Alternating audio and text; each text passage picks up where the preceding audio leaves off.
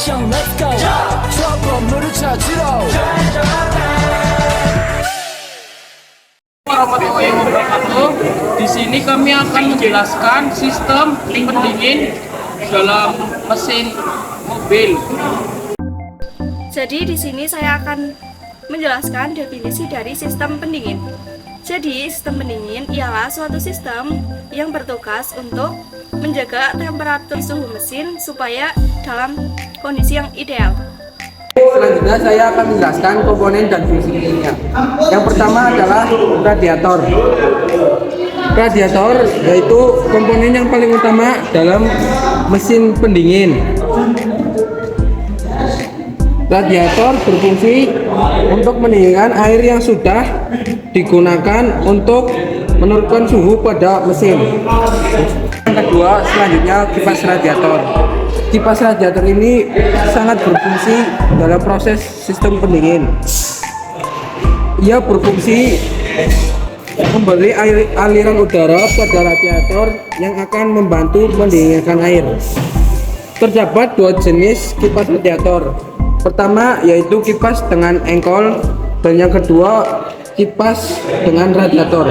Ini adalah pompa air. Pompa air adalah penghubung dari lower tank tempat menyimpan air ke bagian mesin dan memegang peranan penting dalam mendinginkan mesin. Selanjutnya ada termostat. Karena komponennya terletak di dalam, jadi kita agak kesusahan buat mereviewnya nih. Jadi termostat berfungsi untuk mengatur sirkulasi air pada mesin pendingin. Termostat tidak selalu bekerja, namun hanya akan berfungsi di suhu panas tertentu. Ada kap radiator. Kap radiator tidak hanya berfungsi sebagai penutup saja, namun juga sebagai penjaga titik-titik air.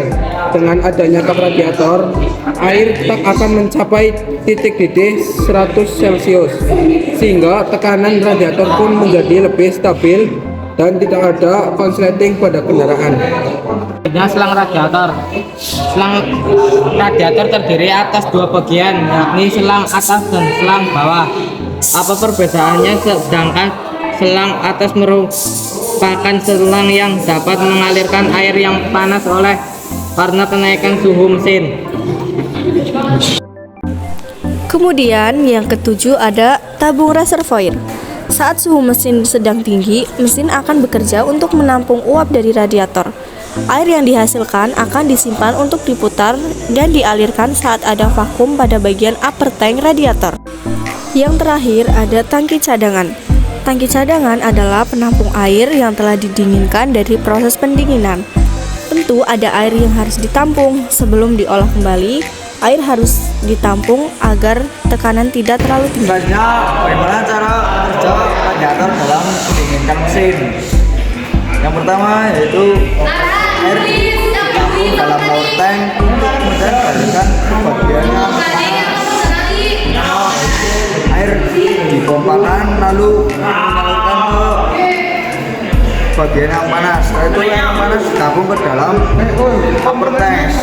Siklus akan berulang setelah air masuk pipa pendingin, lalu akan masuk ke lower tank untuk kembali mendinginkan blok mesin. Ini sejak karburator saat pendingin mesin mobil akan dibantu oleh yang dapat menjadi pemas area piston sehingga kegantian piston tidak perlu. Alat pendingin mesin mobil memiliki peran penting bagi keberlangsungan kendaraan hingga memakai kendaraan lebih berumur panjang. Selalu cek alat pendingin dan pastikan dia masih berforma baik. Yang selanjutnya itu troubleshooting.